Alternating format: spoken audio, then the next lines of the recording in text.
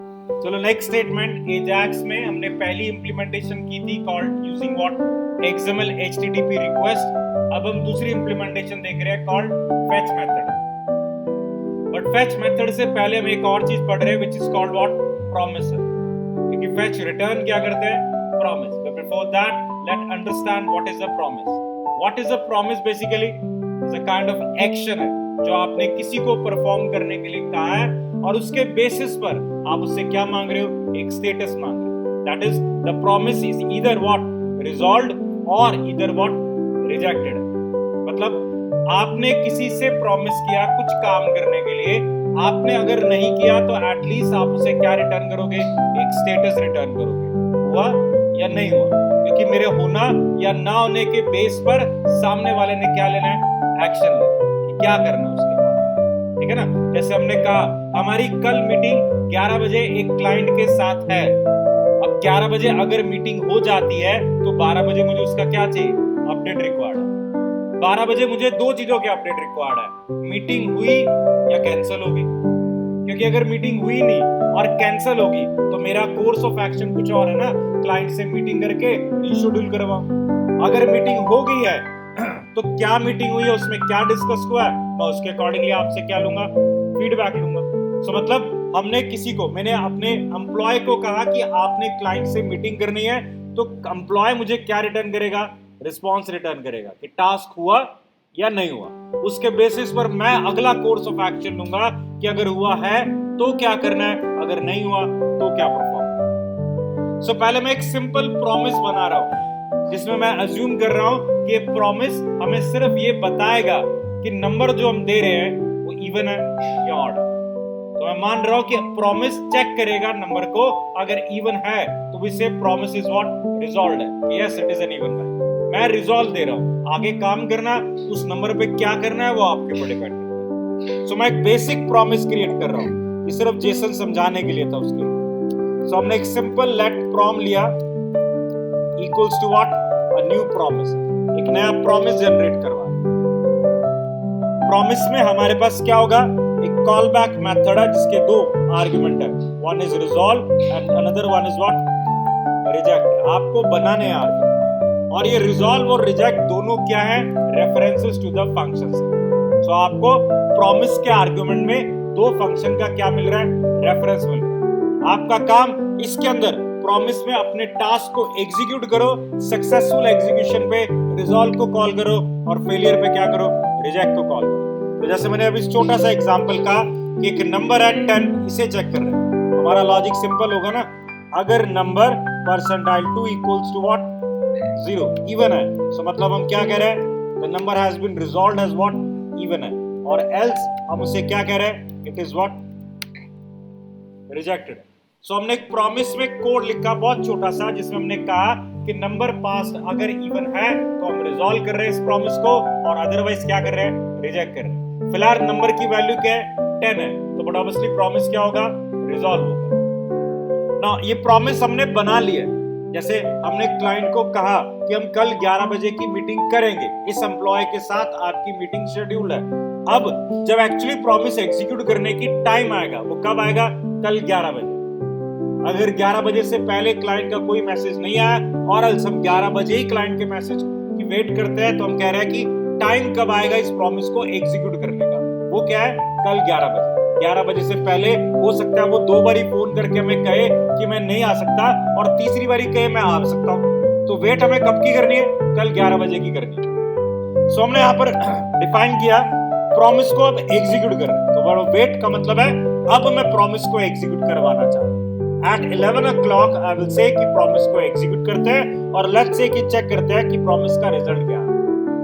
ना प्रॉमिस के केस में हमें क्या मिल रहा है, रिजॉल्व और रिजेक्ट मिल रहा है। अगर प्रॉमिस सक्सेसफुली फुलफिल्ड, तो टेक्निकली कॉल्ड एज फुलफिल्ड होता है, तो प्रॉमिस इज व्हाट रिजॉल्व्ड है, और रिजेक्टेड होता है दैट इज व्हाट प्रॉमिस क्या है, फुलफिल नहीं हुआ, रिजेक्टेड होगा। और तीसरा स्टेट होगा प्रॉमिस क्या है, पेंडिंग है। भाई कल 11 बजे मीटिंग होगी ना, तो कल तक तो भैया स्टेट क्या है, पेंडिंग है। हो सकता है 10:30 बजे कॉल आ जाए या 11 बजे कॉल आ जाए कि वो नहीं आ सकता, तो तब तक तो हम क्या कहेंगे, state is what pending. Promise नया नया बना है, वो स्टेट कौन से में है, पेंडिंग पर है। प्रॉम्प्ट को जब मैं एग्जीक्यूट करने जा रहा हूं तब वो कहेगा हम लॉजिकली कोड राइट करेंगे, दो ऑप्शन, दो ब्लॉक्स हम डिफाइन करेंगे which are called what, then and catch. So promise के अगेंस्ट हम दो ब्लॉक्स बनाएंगे, कौन से, then and what, catch. Then handle करेगा अगर प्रॉमिस क्या होगा, रिजॉल्व हो रहा है, और कैच हैंडल करेगा अगर प्रॉमिस क्या है, रिजेक्ट हो रहा है। तो देन के आर्गुमेंट में क्या है, एक कॉल बैक फंक्शन है। सो हमने कॉल बैक फंक्शन बना दिया। ये फंक्शन कब कॉल होगा, when the promise is what, resolve है। और आपको पता है कि आपका प्रॉमिस ये रिजॉल्व होता है, दैट मींस नंबर क्या है, इवन है। और दूसरा इसी के साथ फ्रॉम के साथ जैसे देन लगा और डॉट लगा के हम क्या लगाएंगे, कैच लगा। ये भी एक फंक्शन देगा और इस फंक्शन के थ्रू हम आइडेंटिफाई क्या कर रहे हैं, कैच कॉल कब हो रहा है, जब एग्जैक्टली रिजेक्ट हो रहा है। सो वी से the number is what, odd है, क्योंकि रिजेक्ट हमने कहा तभी हो रहा है जब नंबर क्या है, ऑड है। ठीक है, तो अभी फिलहाल मैं इस कोड को एग्जीक्यूट करता हूं। प्रॉमिस हमने एग्जीक्यूट करने के लिए कहा है और प्रॉमिस के ऊपर जब प्रॉमिस रिजॉल्व होगा कॉल बैक फंक्शन दिया है which is called what, then के अंदर का कॉल बैक कॉल होगा। फिलहाल प्रॉमिस क्या है, रिजॉल्व हो रहा है, तो क्या आ रहा है, नंबर इवन आ रहा है। अगर मैं नंबर चेंज कर देता हूं 11 और इस प्रॉमिस को दोबारा एग्जीक्यूट कर रहे हैं तो अब वो क्या दे रहा है, तो प्रॉमिस का मतलब अ काइंड ऑफ एक्शन है। हमने बहुत सिंपल एक्शन लगा के समझा कि भाई इवन नंबर है, मैं वहां पर भी इवन नंबर प्रिंट दे सकता था कि मैं यहां पर ही सीधा इवन नंबर प्रिंट दे दूं, बट हो सकता है ना कि मैं जिसको एग्जीक्यूट कर रहा हूं, जिस टास्क को एग्जीक्यूट कर रहा हूं, सामने वाले के एक्शन उसमें क्या है, अलग अलग है। किसी का एक्शन कुछ और है, कोई और एक्शन अप्लाई करना चाहता है, तो हम ये कह रहे हैं कि आप एक्शन अप्लाई मत करो, आप तो क्या बता दो, हुआ या नहीं हुआ, क्या करना है वो हम डिफाइन करेंगे। क्लियर हो ना पॉइंट। सो हमने एक सिंपल प्रॉमिस बना। अगर मैं इस प्रॉमिस को यहां से एग्जीक्यूट करवा रहा हूं और लेट मैं इसे किसी वेरिएबल में डाल दूं, तो प्रॉम्प्ट कॉरेस्पॉन्ड टू व्हाट, एक प्रॉमिस है। प्रॉमिस को आपने पी में डाला है, तो एग्जैक्टली अगर आप चेक करोगे तो बताएगा what is P, is a promise है जो कि अभी अभी एग्जीक्यूट हुआ है। तो स्टेट डिफॉल्ट क्या आ रही है, पेंडिंग आ रही है। कभी भी प्रॉमिस की स्टेट देखना चाहोगे तो क्या आएगी, पेंडिंग, फुलफिल्ड और व्हाट, रिजेक्टेड। फिलहाल थोड़ी देर के बाद अगर मैं इस प्रॉमिस को चेक करूंगा तो क्या स्टेट आएगी, it is what, completed. Clear है। भाई सिंपल प्रॉमिस था, और ये प्रॉमिस हमने किस लिए समझे कि जो फैक्ट स्टेटमेंट अब करने जा रहे हैं जो एजाक्स के लिए है, जो हमने कहा एक्सएमएल एचटीटीपी की जगह पर आप यूज करोगे, एक्सएमएल एचटीटीपी की जगह पर, क्योंकि वह 4 स्टैंडर्ड स्टेप्स थे कि आपको कनेक्शन ऑब्जेक्ट क्रिएट करना है, आपको कनेक्शन प्रिपेयर करना है, इवेंट को हैंडल करना है और फिर रिक्वेस्ट को क्या सबमिट करना है। उन 4 की जगह पे फैक्ट स्टेटमेंट ने सिंपल एक मेथड दे दिया कॉल्ड फैच। फैच में हम डायरेक्टली क्या डिफाइन करेंगे, यूआरएल एंड कुछ ऑप्शंस है। ऑप्शंस आर व्हाट, कि आपने एडिशनल आर्गुमेंट जो एडिशनली पास करने हैं इस रिक्वेस्ट के साथ। जो लास्ट टाइम हमने क्या यूज किए, मेथड डिफाइन किया, हमने बॉडी कंटेंट डिफाइन किया कि क्या डेटा जाना चाहिए, और हेडर डिफाइन किया। वो सारे हम कहां पास करेंगे, सेकंड आर्गुमेंट में पास करेंगे। But what is more important, fact statement क्या रिटर्न करता है, एक प्रॉमिस रिटर्न करता है। तो जरा चेक करते हैं। सिंपल फैक्ट स्टेटमेंट वही पहले वाला ./data.json फाइल को रीड कर रहा है, फैच को कॉल किया है और पी में रखा है। आप चेक करोगे व्हाट इज पी, क्या होना चाहिए, एक प्रॉमिस होना चाहिए। What is P, is a promise. आपको पता लग रहा है कि फैच क्या दे रहा है, प्रॉमिस दे रहा है। तो अगर फैच को हैंडल करना है तो प्रॉमिस का क्या लगाना पड़ेगा, देन। मतलब हमें पता है कि जब जेसन डेटा एक्चुअली फैच हो जाएगा तो क्या कॉल होगा, कोड रिजॉल्व होगा। और अगर रिजॉल्व हो गया तो कौन सा मेथड कॉल होगा, देन कॉल होगा। देन आपको आर्गुमेंट में क्या देगा, रिस्पांस देगा। रिस्पांस मतलब जो data.json से आया। ठीक है, लेकिन हम ये कहते हैं कि fetch normally double promise return करता है। अब इसका क्या मतलब है वो समझो। फैच ने data.json से हमने डेटा फैच करा और हमें रिस्पांस कुछ मिला है। अगर आप इस रिस्पांस को चेक करो तो देखो क्या पड़ा है इसके अंदर। इस रिस्पांस में क्या पड़ा है, इस रिस्पांस में बहुत कुछ पड़ा है। हेडर डिफाइन है, type, body, used, okay, redirection status, status code क्या है, स्टेटस टेक्स्ट क्या है, रिक्वेस्ट का टाइप क्या है, बहुत कुछ है। दैट इज फिलहाल अभी सिर्फ रिस्पॉन्स से जो मिल रहा है वो एक स्ट्रक्चर्ड डेटा है, और हमें तो क्या चाहिए था, बॉडी चाहिए था। मतलब data.json फाइल में क्या पड़ा है भाई, मुझे वो चाहिए। तो मुझे ये शायद रिस्पॉन्स रिक्वायर्ड नहीं है, मुझे तो क्या चाहिए, वो बॉडी कंटेंट रिक्वायर्ड है क्या। तो कंटेंट, इस रिस्पॉन्स से कंटेंट जनरेट करने के लिए आपके पास दो मेथड है, जेसन और व्हाट, टेक्स्ट। जैसे फिलहाल data.json से रीड कर रहे हैं, अगर मैं data.txt से रीड कर रहा होता तो उसमें क्या रखा था हमने, हेलो रखा था, टेक्स्ट फॉर्मेट का डेटा था। तो रिस्पॉन्स से हम क्या मांगेंगे, रिस्पॉन्स को किस में कन्वर्ट कर दो, टेक्स्ट में कन्वर्ट कर दो। मतलब पहले फेच स्टेटमेंट से आपको जो मिला वो डेटा के साथ साथ हेडर भी था। अब आपने कहा मुझे हेडर रिक्वायर्ड नहीं है भाई, डेटा ही फिलहाल करंटली मुझे रिक्वायर्ड है, तो आप उस रिस्पॉन्स को कन्वर्ट करोगे किसमें, टेक्स्ट में और व्हाट, जेसन में। दैट डिपेंड्स कि आपका डेटा किस फॉर्मेट में आ रहा है। जैसे फिलहाल data.txt फाइल को रीड कर रहे हैं और आपको पता हमने data.txt फाइल में क्या डाला है, एक स्ट्रिंग डाला है, तो बट ऑब्वियसली वहां से क्या आ रहा है, एक टेक्स्ट फाइल आ रही है, टेक्स्ट डेटा आ रहा है। तो कन्वर्ट किस में करवाएंगे उसे, टेक्स्ट को करवाएंगे। दो ही मेथड है यहाँ पर, टेक्स्ट एंड व्हाट, जेसन। कि रिस्पॉन्स के डेटा को या तो टेक्स्ट में ले लो या फिर किस में ले लो, डायरेक्ट जेसन में ले लो। जेसन डेटा भी आप किस में ले सकते हो, टेक्स्ट में ले सकते हो, बाद में पार्स लगा लेना चाहिए, या सीधा ही किस में ले लिया, जेसन में ले लिया। बट अब डबल प्रॉमिस का मतलब क्या था, आपको पता है नॉर्मली जब रिस्पॉन्स आएगा it is a structure data, और अगर आपको एग्जैक्टली बॉडी के कंटेंट रिक्वायर्ड है, you need to call a function called text और व्हाट, जेसन। अब टेक्स्ट और जेसन मेथड भी टास्क को एग्जीक्यूट करने में टाइम लगाएगा, तो इसीलिए उन्होंने भी आपको क्या दे रखा है, प्रॉमिस।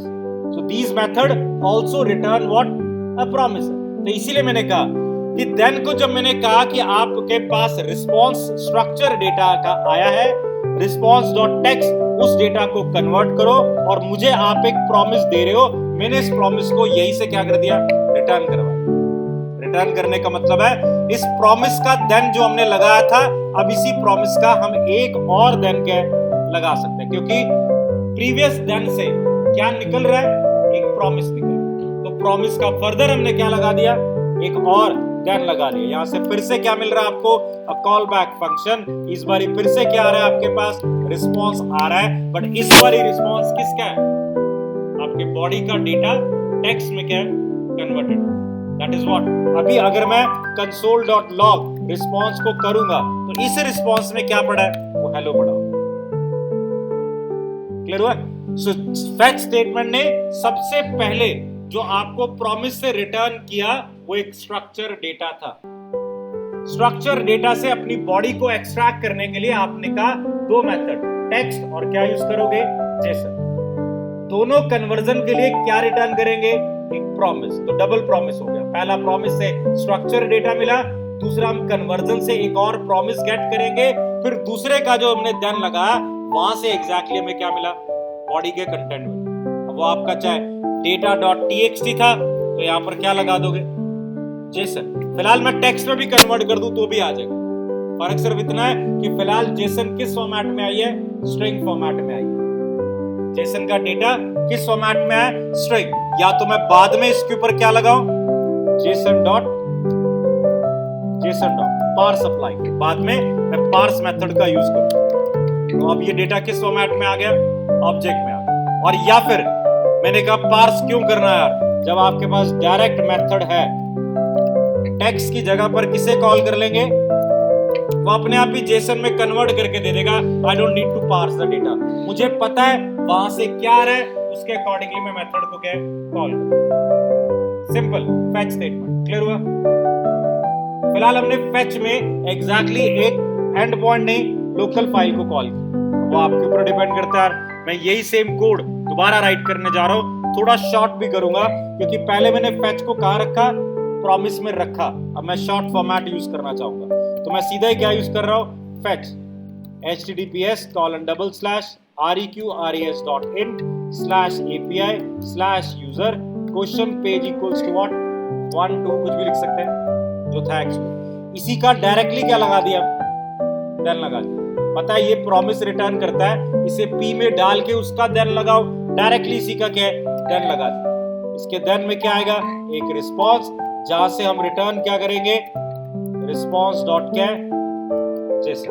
अगर आप देखो तो कोड को मैंने ऐसे लिखा। तो फेच स्टेटमेंट को हमने कहा कि इस एंड पॉइंट को हिट करो, देन जब उस फेच स्टेटमेंट से रिस्पॉन्स आए, देन उस रिस्पॉन्स को जेसन में कन्वर्ट करो, और फिर आपने कहा एक और देन कि अब जब रिस्पॉन्स आएगा ये एक्चुअली आपका डेटा है, तो आपने कंसोल डॉट लॉग करवा दिया। कैच मैंने लगाया नहीं, इनकेस कोई एरर होगी तो हमने नहीं किया। ठीक है, तो फिलहाल आउटपुट क्या आएगा, वही जेसन फॉर्मेट का डेटा जो हमने एक्सएमएल एचटीटीपी से उठाया था, सेम वही आएगा। क्लियर है?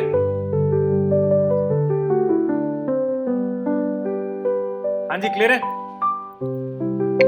ये फैच स्टेटमेंट था, यहां तक क्लियर?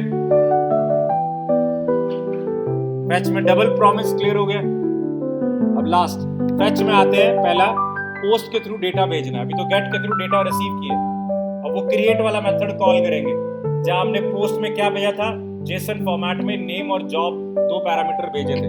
ऑलरेडी हमने कल किया था, लास्ट टाइम हमने पोस्ट मेथड में एक्सएमएल एचटीटीपी की रिक्वेस्ट के थ्रू एक जेसन फाइल का डेटा सबमिट किया था। अब वही काम हम किस में करके देख रहे हैं, फैच में करके देख रहे हैं। तो लॉजिकली कोड सेम है, बट हल्का सा फर्क है। सो फैच स्टेटमेंट हम यूआरएल हिट कर रहे हैं res.in/api/what यूजर्स को, इस एपीआई को हिट कर रहे हैं। अब सेकंड आर्गुमेंट क्या है, एक ऑब्जेक्ट पास कर, और उस ऑब्जेक्ट में 3 इंपॉर्टेंट एट्रीब्यूट्स आप यूज करोगे, कीज का आप यूज करेंगे, विचार मेथड कि डेटा किस फॉर्मेट में सबमिट करना है, पोस्ट फॉर्मेट में जाना, कॉमा बॉडी कि डेटा जाना क्या है। अब हमें इसमें क्या भेजना था, ऑब्जेक्ट भेजना। So let OBJ equals to object. OBJ का पहले भी हमने क्या भेजा था, name code and OBJ dot job equals to print. और अब ये डेटा हमें यहां पर भेजना है। तो बॉडी के अंदर हमें जेसन ऑब्जेक्ट भेजना है, तो हमें पहले क्या कर रहे हैं, स्ट्रिंगिफाई करके आपने ऑब्जेक्ट भेजा। और तीसरा, अगर आपको ध्यान हो, जेसन ऑब्जेक्ट सबमिट करते हुए तो हमने क्या दिया था, रिक्वेस्ट का हेडर दिया था, तो वो भी हम यहाँ पर पास करेंगे। बट उसको पास करने के लिए आपके पास की का नाम क्या है, हेडर। हेडर फर्दर एक ऑब्जेक्ट है। अभी फिलहाल यहाँ पर हम क्या भेज रहे हैं, कंटेंट हाइफन क्या है, टाइप, जिसकी वैल्यू हम क्या भेज रहे हैं, एप्लीकेशन स्लैश क्या है। तो जो हमने 4 अलग अलग मेथड से काम किया था, या हमने कहा फैच स्टेटमेंट का पहला parameter URL, second parameter options में हमने फिलहाल 3 कीज डिफाइन की, method, body and what, headers.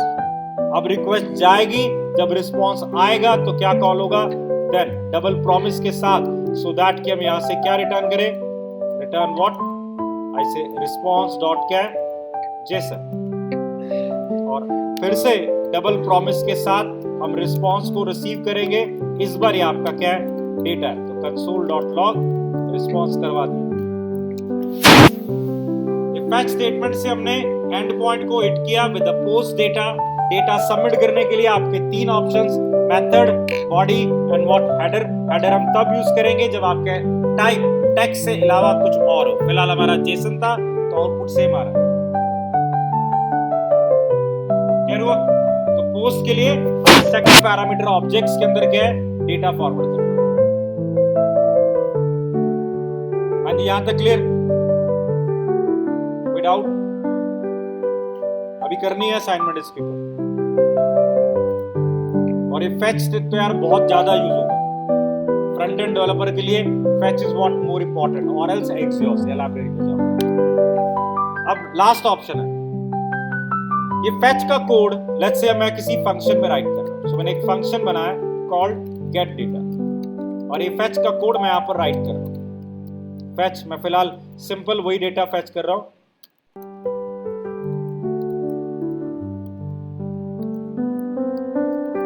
ठीक है, यहां से एक प्रॉमिस रिटर्न होगा जिसको हमने हैंडल करते हैं नॉर्मली। देन अब आप यहां पर सिनेरियो ये मान के चलो, फैच कह रहा है कि मैं आपको प्रॉमिस रिटर्न करूंगा। मतलब मैंने आपको एक टास्क दिया कि पोमोडोरो क्लॉक बनानी है, आप सबने कहा कल तक बन जाए। ठीक है, अब बनाई तो है नहीं अभी कईयों ने, अब आज मैं ये कहूंगा नहीं भैया आज मुझे अभी चाहिए, पॉइंट करो ना। मैंने कहा वेट नहीं करूंगा 2 घंटे का, अगर वेट करना है 2 घंटे का तो मैं 2 घंटे यहीं बैठूं, आप करो और करके जाओ। इट इज लाइक कि मैं सर्विस इंजीनियर गाड़ी देने गया सर्विस इंजीनियर के पास, उसने कहा सर 2 घंटे बाद आ जाना, मैं कहा आना नहीं, यहीं बैठा हूं, करो। अब ये फैच के साथ हम करने जा रहे हैं। फैच कह रहा है कि आप जब मुझे यूआरएल को हिट करके वहां से डेटा लाने या जाने के लिए कहोगे तो भैया टाइम लगेगा, मैं आपको इसके लिए क्या देता हूं, प्रॉमिस देता हूं। तो प्रॉमिस का देन और कैच लगा के क्या हैंडल कर लेना। वो कॉल बैक है, ए सिंक है। मैंने कहा नहीं भाई मुझे तो अभी करना है, तो मैं यहाँ पर क्या लिख रहा हूँ, अवेट कर रहा हूँ, मैं तो वेट कर रहा हूँ, करो भाई अभी करो, I don't want a promise, और अभी करके मुझे क्या निकाल के दो, रिस्पॉन्स। ध्यान रखना है देन वाला काम तो कॉल बैक है ना, आपका कोड कब होगा, जब कॉल बैक होगा। लेकिन अभी मैं उससे क्या कह रहा हूं कि भैया फेच स्टेटमेंट को कॉल करो, आई don't need a call back, मुझे अभी के अभी आउटपुट रिक्वायर्ड है। ध्यान रखना फेच स्टेटमेंट जो हमने पहले प्रॉमिसेस से की वो एसिंक्रोनस टास्क था, और वो नॉन ब्लॉकिंग क्या था, कोड था। नॉन ब्लॉकिंग कोड का मतलब वो बैकग्राउंड में जाएगा, होता रहेगा एग्जीक्यूट, तब तक आप अपना जो काम करना चाहो कर सको। बट यहाँ अवेट से मैंने कह दिया कि भैया मैं कुछ नहीं करूंगा, पहले आउटपुट लाओ, मैं अगला काम तभी करूंगा। पॉइंट क्लियर हुआ? मैं कोई प्रॉमिसेस वगैरह हैंडल नहीं करना चाहता, मुझे नहीं चाहिए प्रॉमिस भाई, काम अभी करके दो, अभी रिस्पॉन्स लाओ। इसके आगे वाली स्टेटमेंट नहीं चलेगी, ब्लॉक कर दिया कोड को, अगली स्टेटमेंट तभी चलेगी जब रिस्पॉन्स आ जाए। वो अलग बात है। फैच स्टेटमेंट जो फर्स्ट टाइम रिस्पॉन्स देगा वो फिर से क्या है, स्ट्रक्चर देगा, यानी अगर आउटपुट लेना है तो फिर से क्या लेना पड़ेगा, एक और प्रॉमिस, या फिर एक और क्या लेना पड़ेगा, अवेट, जहां मैं उससे कहूंगा रिस्पॉन्स को किस में कन्वर्ट कर दो। अगेन जेसन के लिए वो कह रहा है मैं प्रॉमिस दूंगा, नहीं प्रॉमिस नहीं चाहिए, अभी डेटा चाहिए। अवेट का मतलब है जितनी मर्जी देर लगे, ब्लॉकिंग कोड है, अगली लाइन का कोड तो भाई नहीं चलेगा, वो कोड तभी चलेगा जब रिस्पॉन्स क्या है, आ जाए। पॉइंट क्लियर हो? फिलहाल अवेट में एरर आ रही है क्योंकि अवेट कौन से ब्लॉक में काम करते हैं, एसिंग मोड में काम करते हैं। तो आपका फंक्शन क्या होना चाहिए, एसिंग। तो I don't need to have then और व्हाट कैच, मुझे नहीं हैंडल करना, मैंने सीधा का सीधा कहा फेच डेटा लाए और रिस्पॉन्स में डाल दे। रिस्पॉन्स की वैल्यू क्या होगी, नल मतलब डेटा नहीं आया, या फिर value which is what, data आ चुका। उस डेटा को मैंने जेसन में कन्वर्ट करने के लिए कहा और रिजल्ट मैंने आउटपुट में ले लिया। सो console.log मैं आउटपुट को प्रिंट करवा रहा हूं। फर्क देखना इंपॉर्टेंट क्या है, ये एग्जैक्टली आउटपुट हमने कोई अवेट वगैरह या सॉरी हमने कोई देन और वगैरह कैच नहीं लगाए, डायरेक्ट आउटपुट मांगा है, ब्लॉकिंग कोड है। इसका मतलब है ये फंक्शन जब कॉल होगा, गेट डेटा वाला फंक्शन कॉल होगा, उस समय ये प्रोसेस कहां पर है, वेट पर। पूरे आउटपुट देखो, आउटपुट तो आ रहा है सही। अब मैंने जो यहां पर लाइन बोली गेट डेटा, क्या गेट डेटा को कॉल करते ही मैं वेटिंग पर हूं? हाँ जी, क्या गेट डेटा को कॉल करते मैं वेटिंग पर हूं? यानी क्या मैं स्टेटमेंट के बाद console.log हेलो कर दूं तो आएगा? जस्सी पहले क्या है, पहले हेलो है, हमने तो कहा वेटिंग है, वेट लगा है, तो पहले तो फैच चलना चाहिए, क्यों नहीं चला?